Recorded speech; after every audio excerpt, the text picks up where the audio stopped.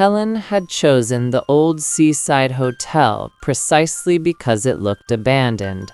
Its cracked stone terrace, ivy strangling the balconies, the heavy velvet curtains drawn in most windows. It had the beauty of ruin. And ruin, she thought, was honest. The summer heat clung to her skin, yet the halls of the hotel were cold.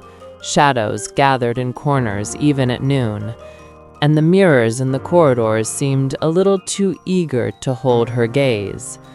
On her second night, unable to sleep, she wandered down to the empty bar. There he was, a man, sitting alone, dressed not for the beach, but for winter. Dark jacket, pale shirt, collar unbuttoned just enough. His presence was magnetic, though she could not say why. He looked both timeless and strangely out of place, as though he belonged to the hotel itself. He lifted his glass and smiled at her. "You shouldn't walk alone here at night," he said softly, his voice carrying a faint accent she couldn't place. "This house has a hunger." Her lips curved in amusement.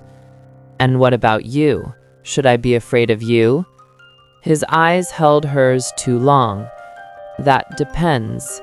Fear and desire often feel the same." The invitation. They talked for hours. He knew too much about the tides, the storms that once broke ships on the rocks nearby, the stories of lovers who disappeared from the hotel decades ago.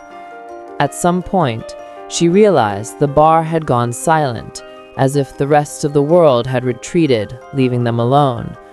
The only sound was the faint crash of waves through the open balcony doors. He leaned closer, his words brushing against her ear like a touch. "You came here to escape, to let go, to feel something you've hidden too long." The way he said it, she felt exposed, as though he had been watching her since she arrived. A strange heat stirred inside her, half attraction, half dread. That night she followed him, not to his room, but to the locked wing of the hotel, the part with no electricity, where the wallpaper peeled like skin and the chandeliers hung lifeless. He moved through the darkness as if he knew every step. She felt guided and trapped. Her breath quickened when his hand brushed hers in the shadows, the warmth of a promise or a warning. At the end of the corridor stood a door, swollen with age. He opened it without a key. Inside, a vast ballroom waited, lit only by the moon bleeding through tall, broken windows.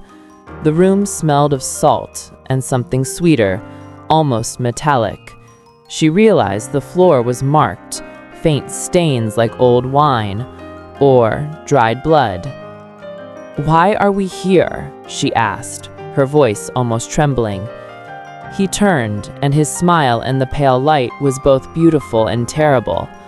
"Because you wanted this, the thrill, the danger, the closeness of something that could devour you."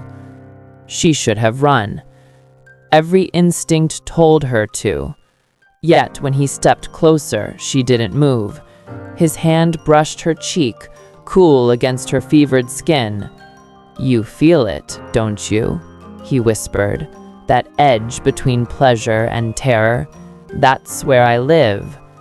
His lips hovered near hers, but he didn't kiss her. Instead, he breathed in, as though tasting her fear. Her body shivered, not entirely from cold. The moonlight wavered, shadows stretching like grasping hands.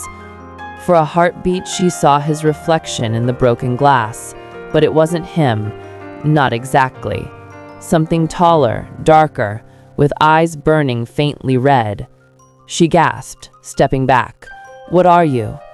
He only smiled, closing the distance again, his fingers curling against her wrist like a shackle and a caress, at once. "The question," he murmured, "is not what I am. The question is, do you want me to stop?" Her heart thundered. She didn't answer, and in her silence, he drew her deeper into the shadows of the ballroom, where the night itself seemed to lean closer, hungry and patient.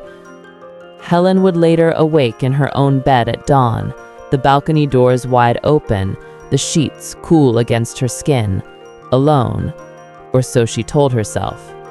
But when she caught her reflection in the mirror, she froze. On her collarbone bloomed the faintest trace of a mark, a bruise shaped like lips, and in her mind she still heard his voice. I'll always be near.